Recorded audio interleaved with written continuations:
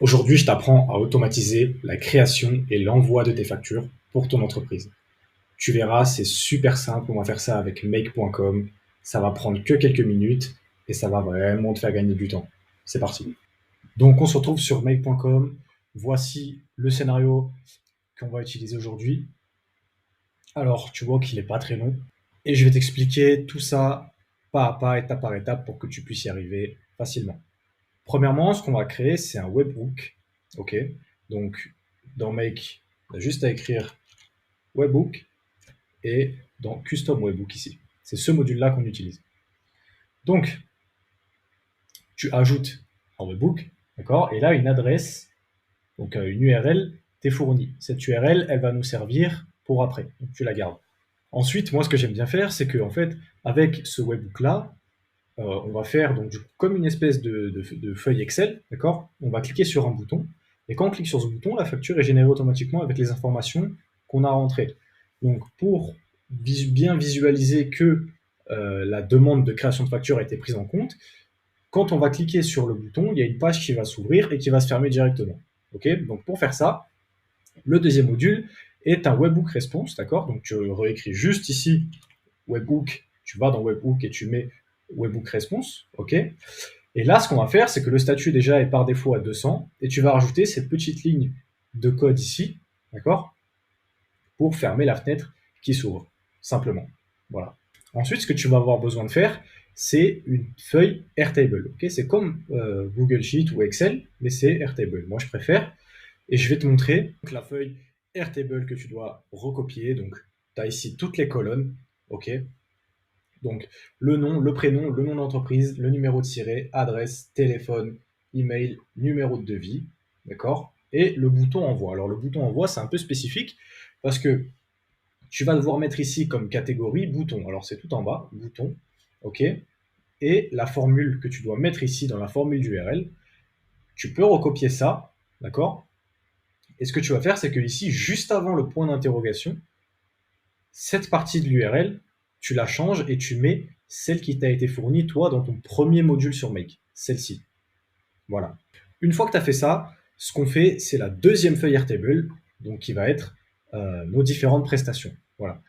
Donc, ce que je mets, moi, c'est le titre de la prestation, la description, l'unité, donc si c'est un paiement unique ou un paiement mensuel, le prix, et le CRM, je le relie à la personne que tu as mis ici dans une de ces lignes. Ensuite, ce que tu fais, c'est que tu vas importer dans cette première feuille les informations que tu as mis dans la deuxième. Donc pour ça, tu as juste ici à lier une autre entrée, donc que tu vas mettre prestation, donc la deuxième feuille. Donc tu vas créer un champ et là tu coches tout, d'accord? Donc sauf ici CRM. Sinon tu coches ici ces quatre là et elles vont apparaître ici. Donc là, c'est tout bon pour le Airtable. Ensuite, tu reviens sur Make, et ce que tu fais, c'est que tu vas mettre un module Airtable, get a record. D'accord? Donc, c'est ici ce module-là. Get a record. Et ce que tu vas faire pour le paramétrer, tu vas mettre le nom de ta base. Alors, moi, mon nom, c'est celui-là, facturation automne. Donc, j'ai mis facturation automne. Et la table que tu mets, c'est ta table CRM. La première table que tu as fait, celle-ci. Voilà, là où tu as toutes les informations avec le bouton. Ensuite, pour le record ID, c'est le record ID de ton webhook, d'accord? Que tu vas trouver juste ici normalement. Petite précision, si tu n'as pas ici donc les propositions avec le record ID, ce que tu fais, c'est très simple. Ici, je vais juste unlink et donc ici, tu peux appuyer sur Run et tu vas cliquer sur le bouton que tu viens de créer. Voilà, hop, là, la page s'est fermée et là, le webhook a bien marché. Et normalement, tu pourras ici le retrouver.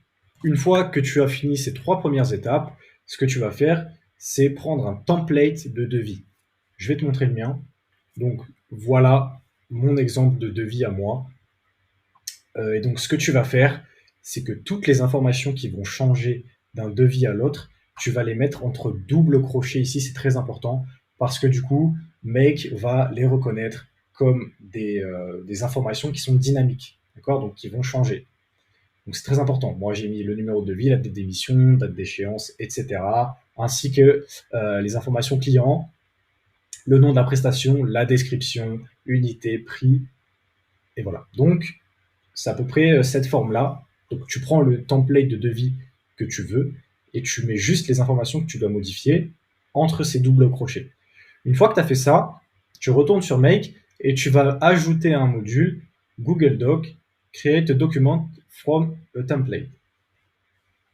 Tu te connectes évidemment à ton compte Google et tu vas prendre ici ton Document ID. Alors moi, c'est celui-là, c'est la même chose. Et donc, ce que tu vas faire ici dans les valeurs, c'est que, en fait, ce qui va apparaître dans tes valeurs, c'est toutes celles que tu as mis entre double crochet. D'accord? Et donc, tu as juste à les modifier par ici, donc les informations que tu récupères dans ta table. Voilà. Au niveau de la date d'émission et de la date d'échéance, je te laisse recopier ces formules ici. Alors, les from date et le now, tu peux les retrouver ici dans ce calendrier. Donc, le now est ici. Voilà, et le donc format date est ici en bas. Donc moi j'ai mis 30 jours d'intervalle, tu peux mettre ce que tu veux, tu as juste à changer ce numéro-là. Et tu remplis tes informations, donc nom d'entreprise, nom, prénom client, adresse, email, téléphone, hop, numéro de ciré, prestation, etc. Pour le titre, moi je mets le numéro de devis, d'accord, généré dans ma table. Ensuite, une fois que tu as fait ça, ce qu'il faut que tu fasses, c'est que tu dois le télécharger via Google Drive. Donc ensuite, tu mets ton module Google Drive Download a File pour télécharger justement le fichier que tu viens de modifier.